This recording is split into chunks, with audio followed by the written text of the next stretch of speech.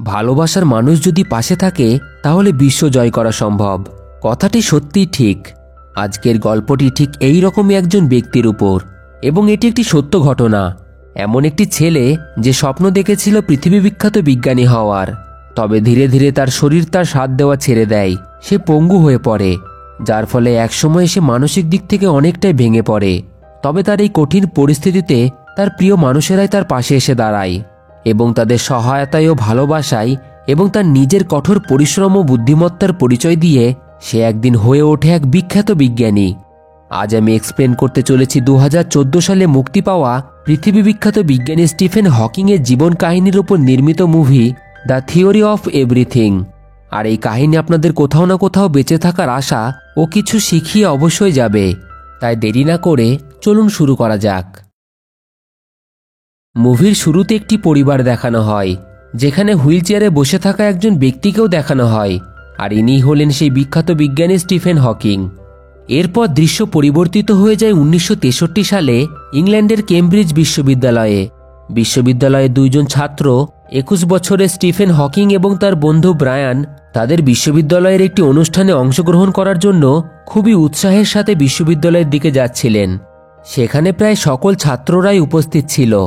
Gen নামের একটি ছাত্রীও তার বান্ধবীর সাথে অনুষ্ঠানে অংশগ্রহণ করে।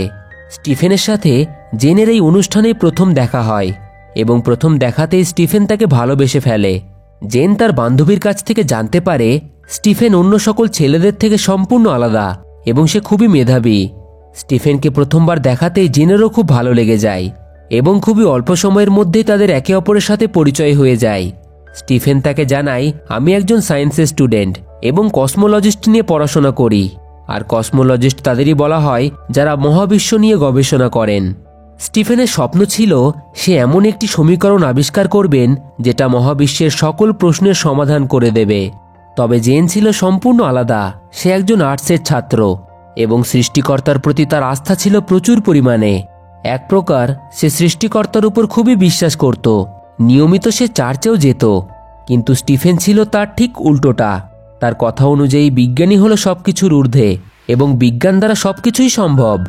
ধর্ম নিয়ে তাদের মতামত আলাদা হলেও খুব তাড়াতাড়ি তাদের মধ্যে ভালোবাসার সম্পর্ক গড়ে ওঠে। এইভাবে কথোপকথন চলতে চলতে কখন যে অনুষ্ঠান শেষ হয়ে যায় তারা সেটা বুঝতেই পারে না। অনুষ্ঠান শেষে জেন তাকে গুড বাই বলে সেখান থেকে চলে যায়। পরদিন বিশ্ববিদ্যালয়ের প্রফেসর ড্যানি সাইমা সায়েন্সের প্রত্যেক স্টুডেন্টদের 10টি করে প্রশ্ন সমাধান করার জন্য দেন, যাতে তিনি বুঝতে পারেন এদের মধ্যে কে সবথেকে মেধাবী এবং কে জীবনে সফল হতে পারবে এবং কে কে ভুল বোঝাবুঝির মধ্যে রয়েছে যে তারা তাদের নিজ নিজ বিষয়ে ভবিষ্যতে কিছু করে দেখাতে পারবে। প্রফেসর তাদের প্রশ্নগুলো সমাধান করার জন্য পরের শুক্রবার পর্যন্তই সময় দেন। তবে স্টিফেন ওই কয়দিন বিশ্ববিদ্যালয়ের নানান স্পোর্টস অ্যাক্টিভিটি এবং বন্ধুদের সাথে ঘুরেই কাটিয়ে দেয়। অবশেষে প্রশ্নগুলি জমা দেওয়ার সময় চলে আসলে তার বন্ধু ব্রায়ান তার রুমে গিয়ে দেখে সে প্রশ্নগুলো সমাধান করার পরিবর্তে ঘুমিয়ে রয়েছে। ব্রায়ান তাকে জিজ্ঞাসা করে, তুমি কতগুলো প্রশ্নের সমাধান করেছ? স্টিফেন বলে, তুমি কি বলছো আমি বুঝতে পারছি না।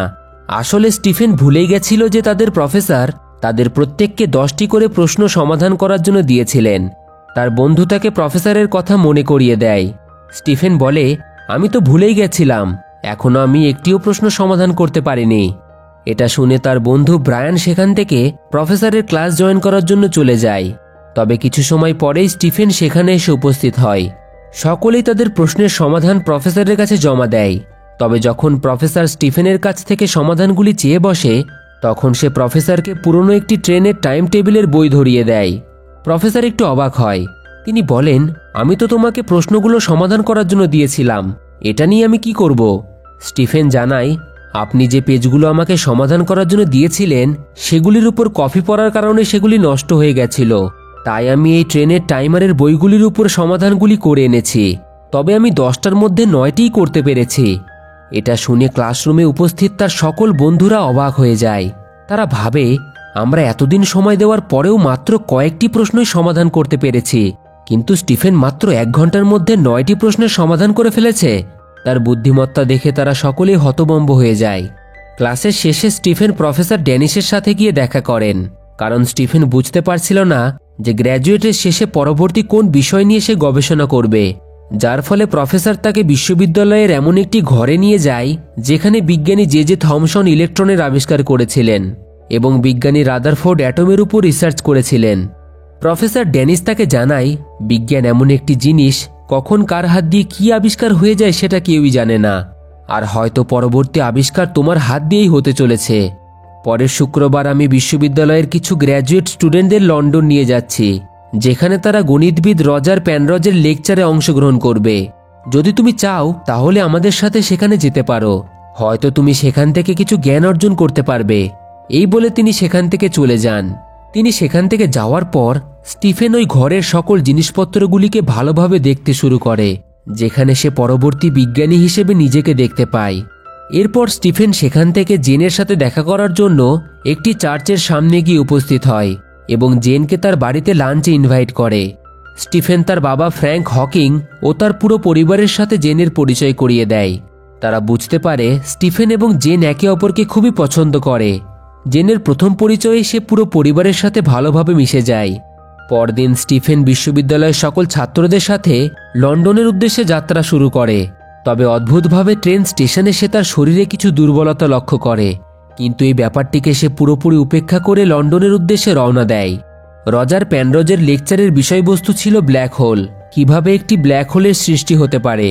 রজার প্যানরজের লেকচার শুনে স্টিফেনের মনে প্রশ্ন জাগে যে যদি রজার প্যানরজের ব্ল্যাক হোলের সূত্র পুরো মহাবিশ্বে অ্যাপ্লাই করা যায়, তাহলে এই মহাবিশ্বের উৎপত্তির আসল কারণ জানা যাবে। স্টিফেন এটার উপরেই রিসার্চ করার সিদ্ধান্ত নেয়। পরদিন বিশ্ববিদ্যালয়ে স্টিফেন জেনের সাথে এই সকল বিষয় নিয়ে আলোচনা করে যে যদি আইনস্টাইনের জেনারেল রিলেটিভিটির সূত্রটি সঠিক হয়ে থাকে, তাহলে এই মহাবিশ্ব দিন প্রতিদিন বেড়েই চলেছে, আর এর সৃষ্টি ব্ল্যাক হোলের থেকেই হয়েছে। তাই আমি ব্ল্যাক হোল এবং স্পেস টাইমের উপর রিসার্চ করতে চাই। তাদের এই কথোপকথন চলাকালীন কোথাও না কোথাও স্টিফেন তার পায়ে দুর্বলতা অনুভূতি করতে পারে, তবে এবারও সে এই ব্যাপারটিকে সামান্য একটি শারীরিক অসুস্থতা ভেবে ইগনোর করে দেয়। এরপর সে স্পেস টাইম এবং ব্ল্যাক হোলের উপর রিসার্চ করা শুরু করে দেয়। রিসার্চ চলাকালীন সে সবসময় তার শরীরে দুর্বলতা লক্ষ্য করত, কিন্তু তার কাছে সবথেকে বড় উদ্দেশ্য ছিল এই মহাবিশ্বের জন্মের প্রধান কারণকে আবিষ্কার করা। তবে একদিন ব্ল্যাকবোর্ডে লিখতে লিখতে হঠাৎই তার হাত থেকে চক নিচে পড়ে যায় এবং অবাক করার বিষয়, তার হাত কাঁপতে শুরু করে। সেটি কাজ করা বন্ধ করে দেয়। স্টিফেন তৎক্ষণাৎ সেখান থেকে বাইরে বেরিয়ে আসে, তবে কিছু দূর যাওয়ার পর হঠাৎই তার শরীরের অঙ্গপ্রত্যঙ্গ কাজ করা বন্ধ করে দেয়। সে একেবারে আছড়ে পড়ে নিচে। বিশ্ববিদ্যালয়ের সকল ছাত্ররা তার কাছে ছুটে আসে এবং তাকে হসপিটালে ভর্তি করা হয়। ডক্টর বেশ কয়েকদিন ধরে তার শারীরিক চেক আপ করে এবং এই কয়দিনের মধ্যে তার হাত পা অস্বাভাবিকভাবে অনেকটাই বেঁকে যায়। অবশেষে রিপোর্ট আসার পর ডক্টর জানতে পারে তার শরীরে মোটর নিউরন ডিজিজ নামের এক ভয়ানক রোগ রয়েছে। ডক্টর তাকে জানায়, আস্তে আস্তে তোমার শরীর কাজ করা বন্ধ করে দেবে, তুমি কথা বলা, হাঁটা চলা করা, এমনকি খাবার খাওয়ার ক্ষমতাটুকুও হারাবে। তবে তোমার ব্রেন সবসময়ই সচল থাকবে। কিন্তু সবথেকে দুঃখের বিষয় হলো এই রকম রোগের রোগীরা মাত্র 2 বছরের বেশি বেঁচে থাকতে পারে না। তবে এমন একদিন সময় আসবে যেদিন তুমি শুধু তোমার ব্রেনের ব্যবহার করে চিন্তাভাবনাই করতে পারবে, কিন্তু তুমি কি চিন্তাভাবনা করছো সেটি কাউকে বোঝাতে পারবে না। ডক্টরের সকল কথা শুনে স্টিফেন দুঃখী হয়ে পড়ে, কারণ যে স্বপ্ন সে দেখেছিল হয়তো সেটি আর পূরণ হবে না। স্টিফেন হতাশ হয়ে তার হোস্টেল রুমে ফিরে আসে, তবে সে কারোর সাথে আর ঠিকঠাকভাবে কথা বলে না, এমনকি জেনের সাথেও না। জেন তাকে অনেকবার ফোনও করে, তবে সে তার সাথে কথা না বলে সেই ফোন রেখে দেয়। একদিন তার বন্ধু ব্রায়ান তার সাথে দেখা করার জন্য তার রুমে এসে উপস্থিত হয় এবং স্টিফেনের এই অদ্ভুত আচরণের কারণ জিজ্ঞাসা করে। স্টিফেন তাকে জানায়, আমি আর 2 বছরই বাঁচব। আমার শরীরে মোটর নিউরন নামে এক ভয়ানক রোগ রয়েছে, যেটা আমাকে ধীরে ধীরে শারীরিক দিক থেকে পঙ্গু বানিয়ে তুলবে। এটা শুনে তার বন্ধু ব্রায়ান অবাক হয়ে যায়। সে বুঝতে পারে না সে কিভাবে স্টিফেনকে সান্ত্বনা দেবে, কারণ যে ছেলে এক বিশাল স্বপ্ন নিয়ে এই বিশ্ববিদ্যালয়ে ভর্তি হয়েছিল, আজ শারীরিক অসুস্থতার কারণে সে ধীরে ধীরে মৃত্যুর দিকে এগিয়ে যাচ্ছে। বন্ধুর এই অবস্থা দেখে ব্রায়ান একটু হতাশ হয়ে সেখান থেকে চলে যায়। এইভাবে বেশ কয়েকদিন কেটে যাওয়ার পর একদিন জেন সরাসরি তার সাথে দেখা করার জন্য বিশ্ববিদ্যালয়ে এসে উপস্থিত হয়। জেন তার বন্ধু ব্রায়ানের কাছ থেকে স্টিফেনের শারীরিক অবস্থা সম্পর্কে জানতে পেরে অনেকটাই দুঃখ পায়। সে স্টিফেনের সাথে দেখা করে। সে তখন ঘরে বসে টিভি দেখছিল। জেনকে দেখে স্টিফেন তাকে সেখান থেকে চলে যেতে বলে, কারণ সে চায় না তার জন্য জেনের জীবনও নষ্ট হয়ে যাক। জেন তাকে বলে, তুমি একদিন বলেছিলে আমার সাথে ক্রিকেট গেম খেলবে, আজকেই সেই দিন, তোমাকে আমার সাথে সেই গেমটি খেলতে হবে। তবে স্টিফেন তার কথায় কোনো উত্তরই দেয় না। কিছুক্ষণ পর জেন তাকে বলে, যদি তুমি আমার সাথে গেমটি না খেলো তাহলে আমি কোনো দিনই তোমার জীবনে আর ফিরে আসব না, সারা জীবনের মতো আমি তোমার থেকে দূরে চলে যাব। এটা শুনে স্টিফেন উঠে বিশ্ববিদ্যালয়ের গ্রাউন্ডে চলে যায়। তার একটি পা অনেকটাই বেঁকে গেছিল এবং তার হাতে সেই রকম ক্ষমতা ছিল না। তা সত্ত্বেও সে গেমটিকে জিনকে খেলে দেখায়। স্টিফেনের এই অবস্থা দেখে জেন অনেকটাই দুঃখ পায়, তবে সে তার দুঃখকে ভিতরে চেপে রাখে। যাই হোক, স্টিফেনের পাশে এবার তাকে দাঁড়াতে হবে, কারণ সে তাকে ভালোবাসে। তবে স্টিফেন তাকে তার জীবন থেকে চলে যেতে বলে, তাকে একটু একা থাকতে দিতে বলে। জেন তাকে জানায়, আমি তোমাকে ভালোবাসি, তোমাকে ছেড়ে আমি থাকতে পারবো না। আর যদি তোমার কাছে অল্প সময়ই থেকে থাকে তাহলে সেই অল্প সময়টুকুই আমি তোমার সাথে কাটাতে চাই, তোমার পাশে দাঁড়াতে চাই। স্টিফেন তাকে বোঝানোর চেষ্টা করে যে আমার হাতে আর মাত্র 2 বছরই সময় রয়েছে, আর এই সময়টুকু আমি রিসার্চ সম্পূর্ণ করার জন্য কাজে লাগাতে চাই। তবে জেন তাকে সত্যিকারের ভালোবেসেছিল। তার এই বিপদের সময় জেন তাকে ছেড়ে যেতে রাজি হয় না, আর স্টিফেন সেটা বুঝতে পারে, যার ফলে সে তার কথায় রাজি হয়ে যায়। কিছুদিন পর সে একটি লাঠির সাহায্য নিয়ে ধীরে ধীরে তার বিশ্ববিদ্যালয়ের ক্লাসগুলি জয়েন করে। তাকে এইভাবে পুনরায় ক্লাস জয়েন করতে দেখে সকলেই খুশি হয়। স্টিফেন প্রফেসরকে জানায় সে তার গবেষণা স্পেস টাইম এবং ব্ল্যাক হোলের উপর করতে চায়। একদিন স্টিফেনের বাবা ফ্র্যাঙ্ক জেনকে তার বাড়িতে ডেকে পাঠায়। তিনি বলেন, ভবিষ্যতে কি কঠিন সময় আসতে চলেছে সেটা আমরা কেউই জানি না। স্টিফেনের হাতে বেশি সময় নেই, আর এই জীবনযুদ্ধে জয়ী হওয়া খুবই কঠিন। তাই স্টিফেনের জীবন থেকে তোমার চলে যাওয়াটাই সবথেকে ভালো।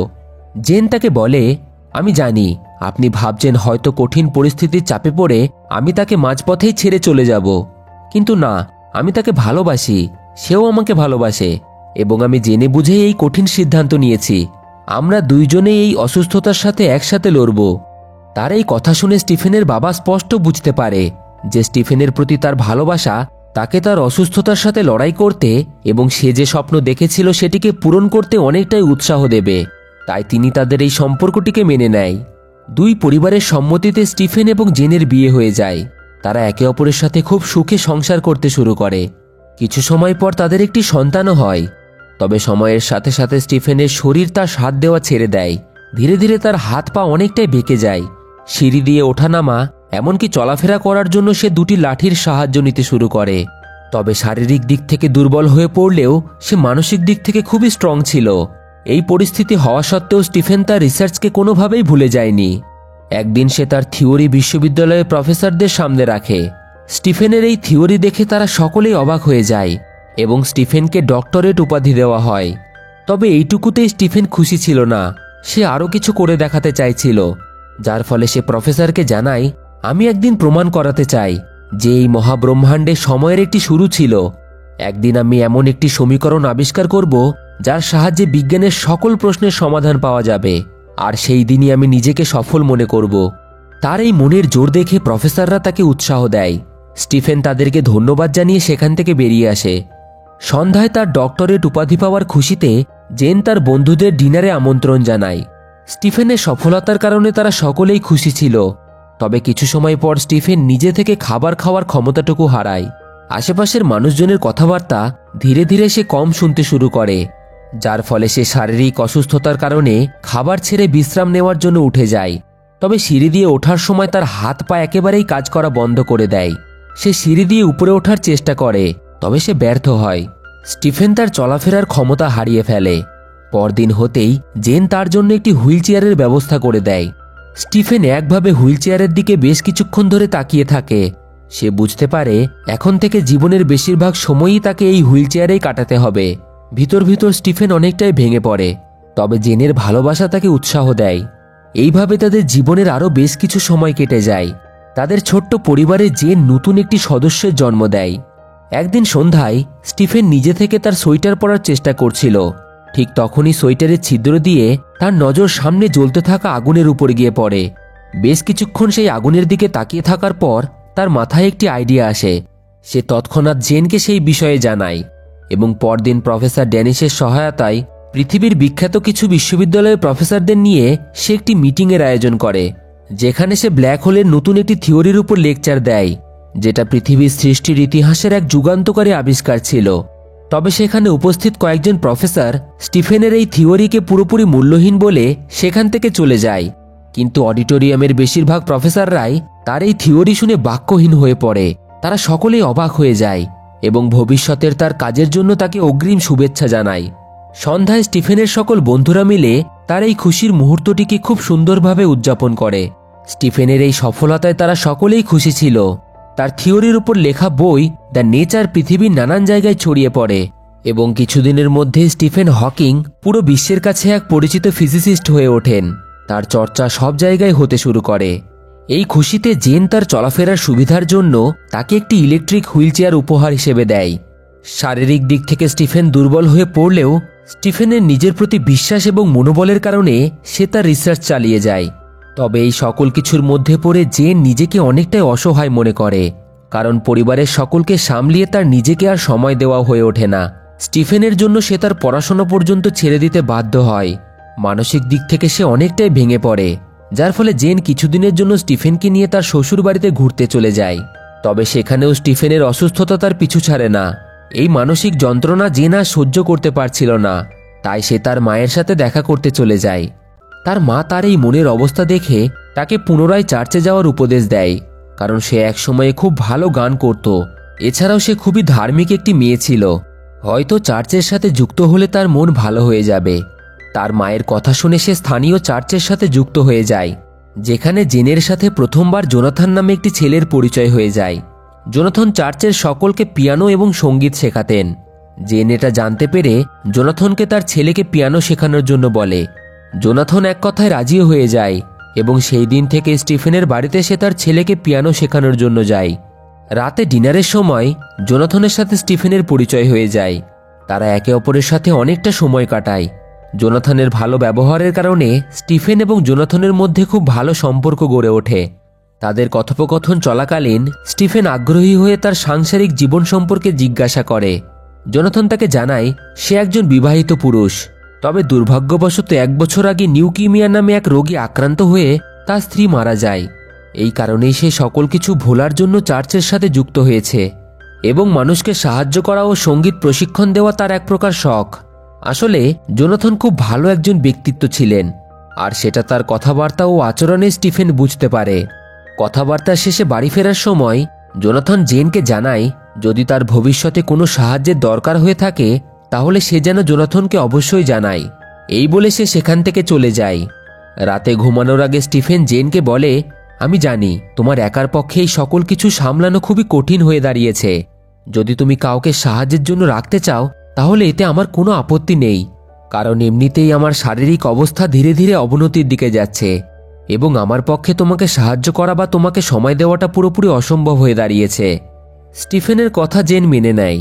ধীরে ধীরে তাদের পরিবারে জোনাথন আসতে শুরু করে। তারা একসাথে ঘুরতে যায় এবং খুব ভালো সময় কাটায়। জোনাথন স্টিফেনকে তার নিজের বড় ভাইয়ের মতো দেখাশোনা করত, যেটা হয়তো কোনো আপন মানুষও করবে না।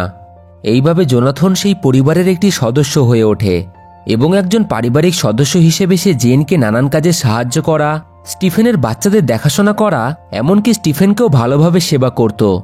এবং এইভাবে একসাথে সময় কাটানোর ফলে জোনাথনের সাথে জেনের এক অন্যরকম সম্পর্ক গড়ে ওঠে। তারা একে অপরকে পছন্দ করতে শুরু করে। একদিন চার্চের সঙ্গীত প্রশিক্ষণের পর জেন জোনাথনকে জানায় সে গর্ভবতী। এটা শুনে জোনাথন তাকে শুভেচ্ছা জানায়। বেশ কিছুদিন পর সে তার 3য় সন্তানের জন্ম দেয়। পরিবারের সকল সদস্যরা এই খুশির সময়টিকে উদযাপন করছিল, যেখানে জোনাথনও উপস্থিত ছিল। তবে স্টিফেনের বাবা ও মায়ের মধ্যে কোথাও না কোথাও সন্দেহ জন্মায় যে এই সন্তান স্টিফেনের নয়। তাই স্টিফেনের বাবা স্টিফেনকে জোনাথনের পরিবর্তে অন্য একজনকে পার্মানেন্ট নার্স হিসেবে রাখার পরামর্শ দেয়। কিন্তু অন্যদিকে স্টিফেনের মা সরাসরি জেনকেই প্রশ্ন করে বসে যে এই সন্তান কার, এই সন্তান স্টিফেনের নাকি জোনাথনের। জেন বলে, আপনি এই রকম নীচ মনোভাব রাখেন, এই সন্তান স্টিফেনেরই। তাদের এই কথোপকথন জোনাথন বাইরে থেকে শুনে ফেলে, যার ফলে সে অনেকটাই দুঃখ পায় এবং সেখান থেকে চলে যেতে যায়। তবে জেন তাকে বোঝানোর চেষ্টা করে যে হয়তো তারা ভুল বুঝেছে, তোমাকে আমাদের দরকার। কিন্তু জোনাথন জানায়, আমি শুধু তোমাদেরকে সাহায্য করার জন্য এসেছিলাম, কিন্তু এখন দেখছি মানুষ আমাদের নিয়ে বাজে মন্তব্য করছে। এর থেকে ভালো আমি তোমাদের থেকে দূরেই চলে যাই। এই বলে সে সেখান থেকে চলে যায়, যার ফলে জিন আবারও নিজেকে অসহায় মনে করতে শুরু করে। একদিন স্টিফেনকে বার্ডাক্স থেকে অপেরা শোনার জন্য ইনভাইট করা হয়। স্টিফেন জেনকে জানায়, আমি জানি তুমি প্লেনে চড়তে ভয় পাও, তোমার আমাকে নিয়ে কোনো চিন্তা নেই, আমার ছাত্ররা আমাকে সেখানে নিয়ে যাবে, তুমি গাড়িতে করে বাচ্চাদের নিয়ে কোথাও এক জায়গা থেকে ঘুরে আসো, এতে তোমার মন ভালো হয়ে যাবে। এটা শুনে জেন তাকে জানায়, আমার একার পক্ষে এই সবকিছু করা সম্ভব নয়। স্টিফেন জোনাথনকে তার সাথে নিয়ে যাওয়ার জন্য বলে, তবে জেন তাকে জানায় জোনাথন হয়তো তার সাথে যাওয়ার জন্য রাজি হবে না। এটা শুনে স্টিফেন নিজেই জোনাথনের সঙ্গে দেখা করার জন্য চার্চে চলে যায় এবং তাকে বলে, জেনের তোমাকে প্রয়োজন, তোমার সাহায্য তার দরকার, সে প্রচণ্ড একা, আমার পক্ষে তাকে সব রকমের খুশি দেওয়া সম্ভব নয়, একমাত্র তুমিই তাকে সাহায্য করতে পারো। স্টিফেনের কথা সে অমান্য করতে পারে না, কারণ জোনাথন স্টিফেনকে খুবই সম্মান করত। পরদিন স্টিফেন ফ্রান্সের উদ্দেশ্যে রওনা দেয় এবং অন্যদিকে জেন সকল বাচ্চাদের নিয়ে ঘুরতে চলে যায়। তারা এক জায়গায় টেন্ট খাটিয়ে সেই সুন্দর ঘোরার মুহূর্তটিকে উপভোগ করতে থাকে। তবে দুর্ভাগ্যবশত অপেরা অনুষ্ঠান শোনার সময় হঠাৎই স্টিফেনের শারীরিক অবস্থা খুবই খারাপ হয়ে যায়, তার মুখ দিয়ে কাশির সাথে রক্ত বেরিয়ে আসে। তৎক্ষণাৎ তাকে সেখান থেকে হসপিটালে ভর্তি করা হয় এবং এই খবর জেনকে দিয়ে দেওয়া হয়। জেন খবর পাওয়া মাত্রই হসপিটালে ছুটে আসে। ডক্টর তাকে জানায় স্টিফেনের শারীরিক অবস্থা খুবই খারাপ হয়ে গেছে, তার শরীরে নিউমোনিয়া সৃষ্টি হয়েছে, সে বর্তমানে ভেন্টিলেটরে রয়েছে, আর যদি তাকে বাঁচাতে হয় তাহলে একটি বড় অপারেশন করাতে হবে। কিন্তু দুর্ভাগ্যবশত এই অপারেশনের কারণে সে তার বলার ক্ষমতা হারিয়ে ফেলবে। ডক্টরের কথা শুনে জেন কিছুক্ষণ নিস্তব্ধ হয়ে যায় এবং অনেক চিন্তাভাবনার পর সে ডক্টরকে এই অপারেশন করার জন্য পারমিশন দিয়ে দেয়। কারণ জেন স্টিফেনকে পুনরায় কেমব্রিজ বিশ্ববিদ্যালয়ে নিয়ে যেতে চাইছিল, কারণ তার এখনো অনেক কিছু আবিষ্কার করা বাকি ছিল, আর এটাই তো স্টিফেনের স্বপ্ন ছিল। তার পারমিশন মতো স্টিফেনের অপারেশন করানো হয়। সৌভাগ্যবশত সে প্রাণে তো বেঁচে যায়, কিন্তু স্টিফেন তার কথা বলার ক্ষমতা হারিয়ে ফেলে। জেন একটি স্পেলিং বোর্ডের সাহায্যে তার সাথে কথা বলার চেষ্টা করে, কারণ এটি এখন তার সাথে কথা বলার একমাত্র উপায় ছিল। তবে এই সকল কিছুর পর স্টিফেন অনেকটাই ভেঙে পড়েছিল, সে কথা বলার পরিস্থিতিতেই ছিল না। জেনকে এইরকমভাবে কঠোর পরিশ্রম করতে দেখে স্টিফেনের চোখ দিয়ে জল বেরিয়ে আসে, কারণ এইভাবে তার সেবা করতে গিয়ে জেন নিজের খুশিকে পুরোপুরি ভুলে গেছিল। তবে জেন তো কথা দিয়েছিল যে পরিস্থিতি হোক না কেন সে তাকে ছেড়ে যাবে না এবং স্টিফেনকে তার স্বপ্ন পূরণ করতে সাহায্য করবে। যার ফলে জেন স্টিফেনের দেখাশোনার জন্য অ্যালেন নামে একটি নার্সকে তার বাড়িতে নিয়ে আসে। অ্যালেন তাকে ওই স্পেলিং বোর্ডের সাহায্যে শেখাতে শুরু করে যে কিভাবে সে অন্যজনের সাথে কথা বলবে। সে খুব তাড়াতাড়ি এটিকে শিখেও ফেলে। অ্যালেনের সাথে স্টিফেনের খুব সুন্দর সম্পর্ক গড়ে ওঠে, তারা একসাথে সময় কাটায়। স্টিফেনের সমস্ত কাজে অ্যালেন তাকে সাহায্য করে এবং এইভাবে কখন যে স্টিফেন তাকে ভালোবেসে ফেলে সেটা সে বুঝতেই পারে না। তবে এইভাবে আর কতদিন চলবে?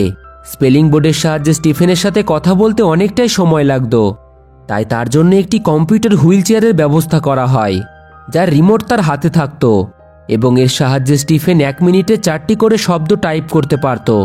তবে এর সবথেকে গুরুত্বপূর্ণ ফিচার ছিল সেই শব্দগুলি কম্পিউটার রোবোটিক ভয়েসে ট্রান্সফার করে দিত, যার ফলে স্টিফেন মানুষের সাথে তার মনের ভাব খুব সহজেই প্রকাশ করতে পারত।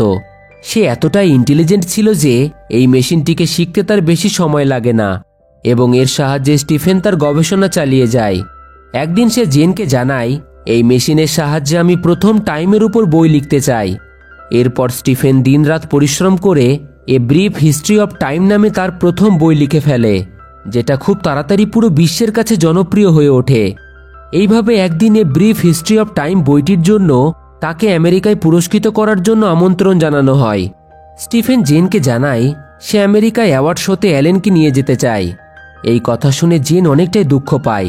সে বলে, এর আগে তো তুমি সব আমন্ত্রণের খবর সর্বপ্রথম আমাকে জানাতে, আমাকে সেখানে নিয়ে যেতে, কিন্তু তুমি যদি এখন আমাকে না চাও তাহলে অ্যালেনকে তুমি নিয়ে যেতে পারো, আমার এতে কোনো আপত্তি নেই।